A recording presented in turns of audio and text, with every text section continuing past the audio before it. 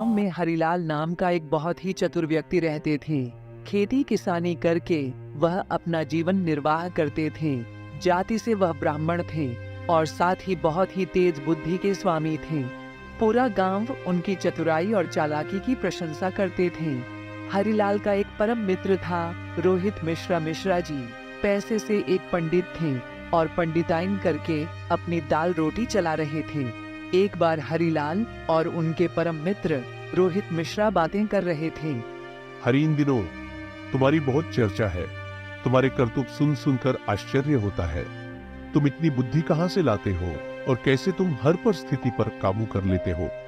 मिश्रा जी, हम ब्राह्मण कुल में जन्म है। बुद्धि तो हमारा पूछते नहीं गुण है। हमें जन्मजात चतुराई मिलती है।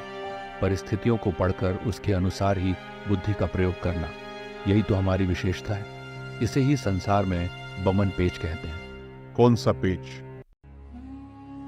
बमन पेच दुनिया में एक यही पेच है जो कस जाए तो सरलता से खुलता नहीं है।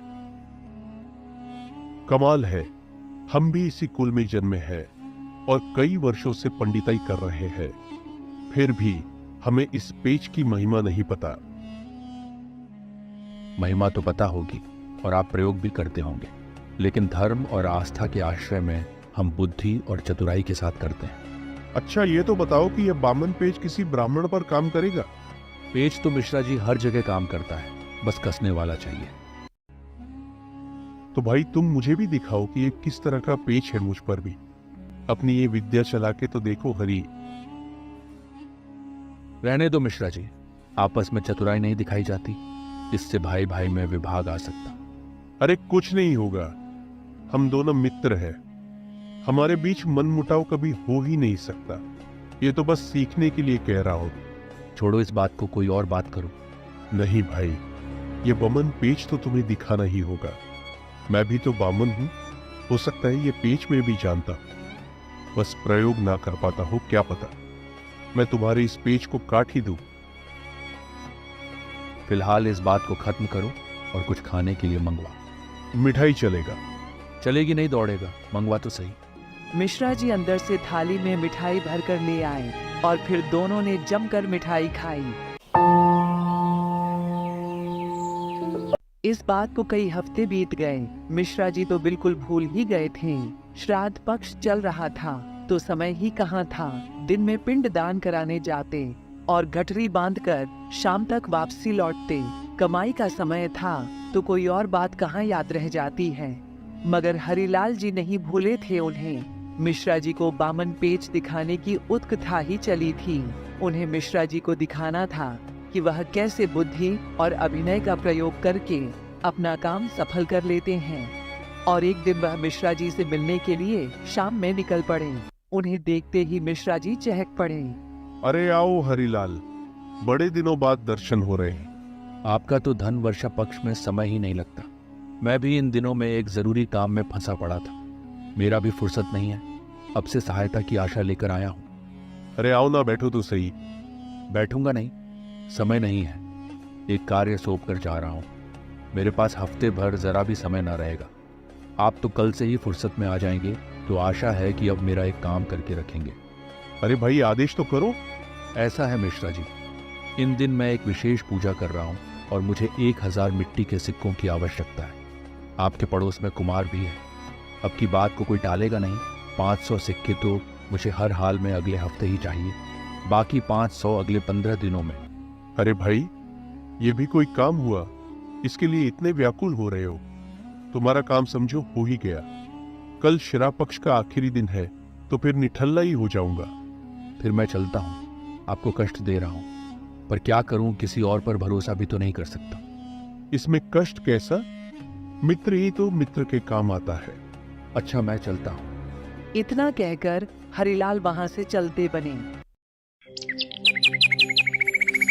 फिर कुछ दिन ऐसे ही बीत जाते हैं। फिर एक हफ्ते बाद उनके साथ साहूकार भी हरिलाल के साथ मिश्रा जी के घर जाते हैं।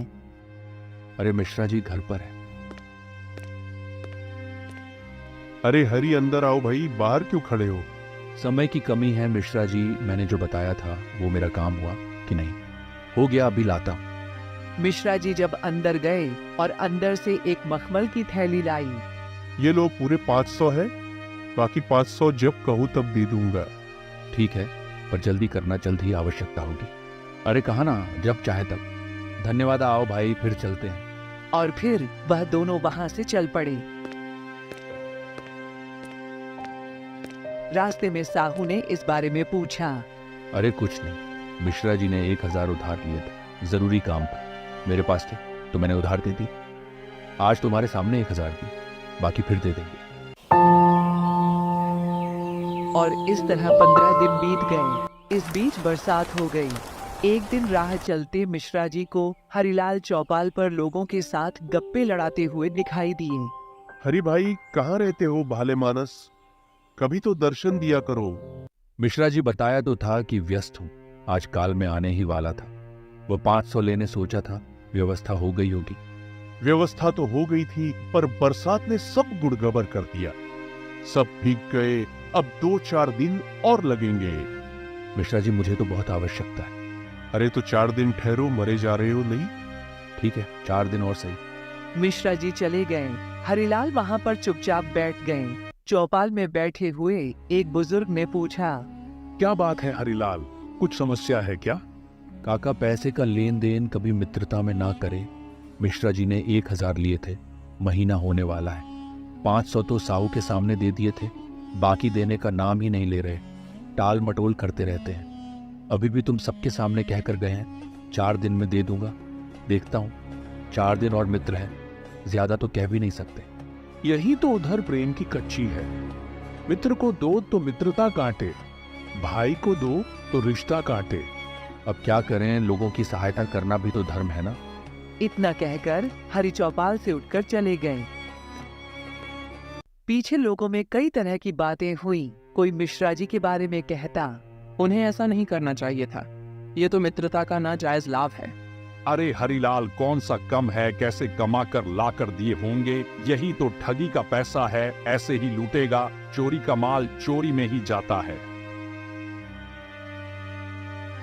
फिर कुछ दिन ऐसे ही बीत जाते हैं। एक दिन मिश्रा जी अपने द्वार पर सुबह सुबह बैठे थे कि चौरा पर नाई आ पहुंचा। पांव लागू पंडित जी, चौपाल पर पंचायत है, आपको बुलाया है। पंचायत कैसी? पंचायत किस बात की? पंचायत जाकर देखिएगा, सब आंखें खुल जाएंगे। नाई इतना कहकर वहां से चले गए। मिश्रा जी असमंजस में रह गए। धोती कुर्ता पहनकर चौपाल की ओर चल पड़े। वहां पहुंचे तो सारा गांव वहां पर उपस्थित था। हरिलाल भी बैठे थे और 5 परमेश्वर भी बैठे थे। मिश्रा जी, ये क्या मिश्रा जी, मित्रता में ऐसा करना आपको शोभा नहीं देता। आप तो गांव के गणमान्य व्यक्ति हैं, आप भी ऐसा करोगे तो बाकी सब पर क्या असर पड़ेगा? क्या हुआ? हमको कुछ समझ में नहीं आ रहा है। हरि ने आप पर आरोप लगाया है कि आप उनके 1000 के लेन देन है, जिन्हें देने पर आप टल मटोल कर रहे हैं। गवाह भी यही है। साहूकाल कहते हैं कि आपने अपने हाथों से उनके सामने हरिलाल को 500 दिए थे और शेष 500 के लिए बाद में कहा था। मगर हरि, ये सब क्या है? भाई अब क्या करूं मिश्रा जी, मित्रता के नाते तकाजा ज्यादा नहीं कर सकता था। आप थे कि रोज पे कर रहे थे। पर वे तो मिट्टी के हजारों सिक्कों की बात हुई थी। मिट्टी के क्या कह रहे हो? मिट्टी के सिक्के क्या होता है, और होते भी है तो उनका क्या करूंगा, और क्या करेंगे। आप देखो, सब देखो, अब मिश्रा जी क्या नया गुल खिला रहे हैं। मिश्रा जी, हफ्ते भर पहले इसी चौपाल पर हम 10 लोगों के सामने अपने हरिलाल को 4 दिन में 500 देने की बात कही थी, और इतने लोग झूठे तो नहीं हैं। मिश्रा जी, यह अधर्म मत कीजिए। आप पूजा पाठ करने वाले स्वास्थिक और धार्मिक ब्राह्मण हैं। पंचायत आपको आदेश देती है कि आज शाम तक हरिलाल के पैसे चुका दीजिए, नहीं तो आप आर्थिक दंड पाएंगे। पंचायत का फैसला सर्वमान्य होता है। उन्होंने 15 मिनट की मोहलत मांगी।